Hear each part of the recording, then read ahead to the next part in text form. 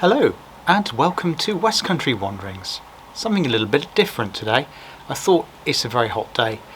I'm not going to walk on the Cotswold Way today. It's about 28, probably getting up to 30, possibly 31 degrees today. Far too hot to do any long distance walking. So I've brought you here. We're actually in the town of Berkeley, in the southern part of Gloucestershire, and I'm currently at Berkeley Castle, outside of the walled garden as I speak to you. So you're probably thinking, why has West Country Wanderings brought us here today? Well, this weekend is been named Grab a Jab weekend in terms of the COVID vaccine. Now, this isn't going to be a vlog all about COVID. I'm sure you're sick of hearing all about that. But the reason I brought you here today is to tell you the story of the very first vaccine. In actual fact, the very first vaccine started here, right here in Berkeley, in Gloucestershire. And it was given in 1796 by one Edward Jenner, a local GP. And if you follow me, I'll tell you more about it. Before I tell you more about Edward Jenner, I'll first tell you more about where the name vaccine comes from. It's derived from the name Edward Jenner gave to something called cowpox. And he gave the name, it's sort of a abridged, or his version of Latin, he called it Varico Vaccinae. And from that is how we've got the current word vaccine.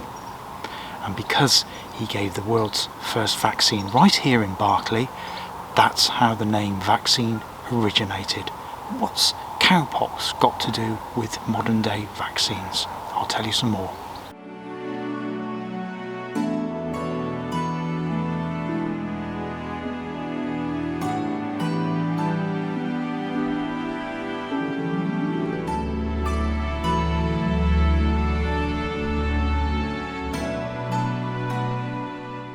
So who was Edward Jenner? Well, he was born right here in Berkeley in 1749, and he studied medicine. I believe he went to St Andrews University in Scotland and also a university in London, but he returned here to Berkeley in Gloucestershire to become a GP. In his day, smallpox, which some of you may have not heard of, some of you may have heard of it, it actually killed around 10% of the entire population. It was a huge problem.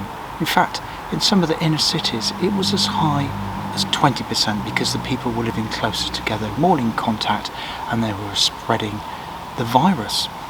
And it is thanks to Edward Jenner that smallpox has largely been eradicated from the world. And I'll tell you about how he achieved that. He's also now known as the father of immunology, and because of the work that he set out, we now have vaccines for many other viruses, including COVID-19.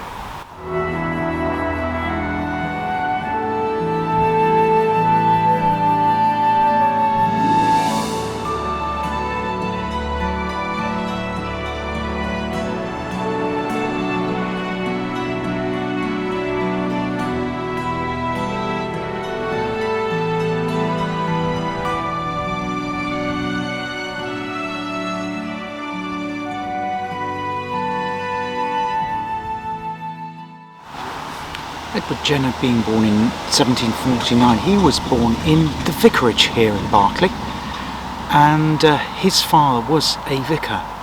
But in the mid-1750s there was a family tragedy where both of his parents died, and he grew up with his aunt, and he then went to local school, Berkeley, then moved to Wootton-under-Edge for further training. And then, as I said, he then went on to a couple of universities. He then returned to Gloucestershire to Chipping Sodbury, town of Chipping Sodbury, which is now in the county of South Gloucestershire, and that is where he trained to be a GP. And then he then returned and then grew up and worked in the house which is now the museum, which we'll go and have a look at shortly. Edward Jenner was a rural GP, and because of this he often visited farms. In doing so, in the course of carrying out his medical duties, he noted that the milkmaids that worked on the dairy farms did not go on to contract smallpox. They in fact caught cowpox. Now, cowpox is a disease that's spread amongst cows, and as you probably gather, it contains red marks or red swellings around the udders of the cows, and of course this was then spread onto the milkmaids. Edward Jenner had a gardener, and the gardener had a son, 8-year-old lad, by the name of James Phipps. One day, Edward Jenner was doing his rounds on a dairy farm, and he came across a milkmaid by the name of Sarah Nelms. He noticed that the back of her hands were covered in red pustules. Now, these were the sign of cowpox, which she had contracted from the cows and the herd on the farm. So what he did was he actually withdrew some of the pus from one of the pustules, and he injected this into the young James Phipps. Injected James Phipps in both arms, and what subsequently happened was that James Phipps had a bit of a reaction to this. He became a little bit feverish. However, that was all. He didn't develop any further symptoms. So to test his theory, what Edward Jenner did next was to find a smallpox patient, and he did scrapings of the scabs from the smallpox patient, and he injected those into James Phipps. Now, I can only imagine that the gardener, the boy's father, must have given permission for Edward Jenner to do this, but we don't know the details on that. Anyway, he did do that, and lo and behold, fortunately and thankfully, James Phipps did not go on to contract smallpox, thereby proving his thesis of giving someone a small dose of the cowpox gave the immunity, or the body's immunity, to trigger the immunity to stop it going on to develop smallpox, and that's in fact how vaccines work. Just as an aside, to let you know that it had been carried out some 15 years previously in Dorset by a farmer in Dorset, and using rudimentary methods. We don't know the exact details, but there was something carried out, done, not on a scientific basis, and there's no real record of it. So it's not something that was completely unique. However, it wasn't until 1840 that the medical authorities approved the whole new vaccination system.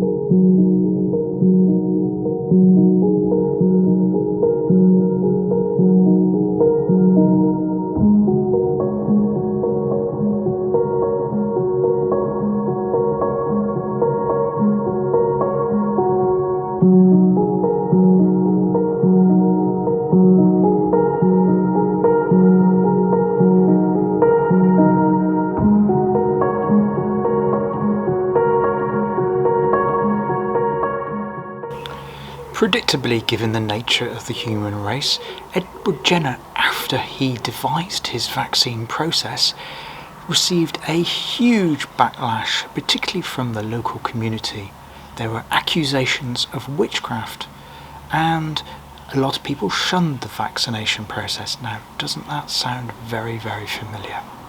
I'd like to thank Edward Jenner for doing his research and groundwork, giving us the vaccinations that we have today, which have eradicated so many diseases across the world. And obviously, although we haven't got rid of the coronavirus, SARS-CoV-2, as yet, the vaccines are giving us a good protection to make sure we do not become seriously unwell by far the majority of cases. So hopefully, as we tweak those vaccines, then we will be able to begin a bigger fight against this. So thank you, Edward Jenner, thank you for the hard work you've done, which started right here in Berkeley in Gloucestershire. Edward Jenner did actually thank James Phipps. Later on, he donated a cottage to him. I've discovered this on my walk around Berkeley, and I'll drop in some photographs, including one of the cottage right here. Thank you so much for joining me on my channel West Country Wanderings today. Please consider subscribe, like, share or comment. Really, really appreciate it if you could do that. And I hope to enjoy you viewing one of my videos again next time. here on West Country Wanderings. Until then, all the best, take care, bye bye for now.